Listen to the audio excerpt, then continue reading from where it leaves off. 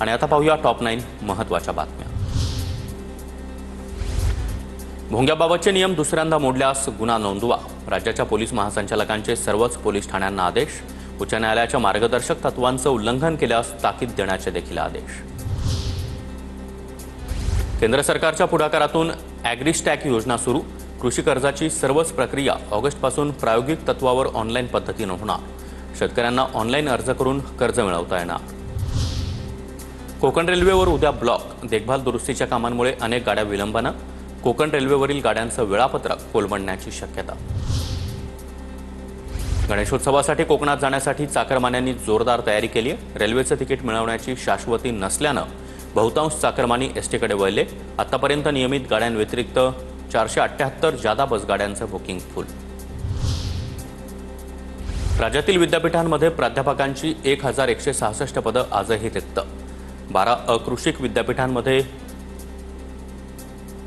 535 पूर्णवेळ प्राध्यापकांच्या पदांपैकी केवळ 1378 पदांचीच भरती। नागपूरचे माहिती अधिकार कार्यकर्ते अभय कोलारकर यांची माहिती। मुंबई पालिकेकडून गणेश मंडळांसाठी कठोर नियमावली जाहीर। गणेश मंडपांसाठी रस्त्यावर खड्डा पाडल्यास मंडळाला 15,000चा दंड, तर यंदा 100 रुपये शुल्क भरणं देखील मंडळांसाठी बंधनकारक। नागपूरसह विदर्भामध्ये पुढील 4 दिवस मध्य ते मुसळधार पावसाचा अंदाज। 25 जुलैला नागपुरात ऑरेंज अलर्ट, तर 24 आणि 25 जुलैला गोंदिया जिल्ह्यामध्ये तसंच चंद्रपूर जिल्ह्यामध्ये 24 तारखेला ऑरेंज अलर्ट जारी। चांदीच्या दरामध्ये नवा उच्चांक। चांदीचे भाव 1,15,000 रुपये प्रति किलोवर। 1 किलो चांदीसाठी जीएसटीसह 1,18,450 रुपये मोजावे लागणार।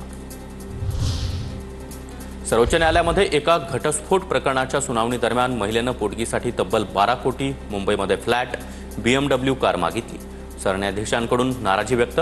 महिलेला पतीच्या देखभाल खर्चावर अवलंबून न राहता स्वतः कमवण्याचा सरन्यायाधीशांचा सल्ला।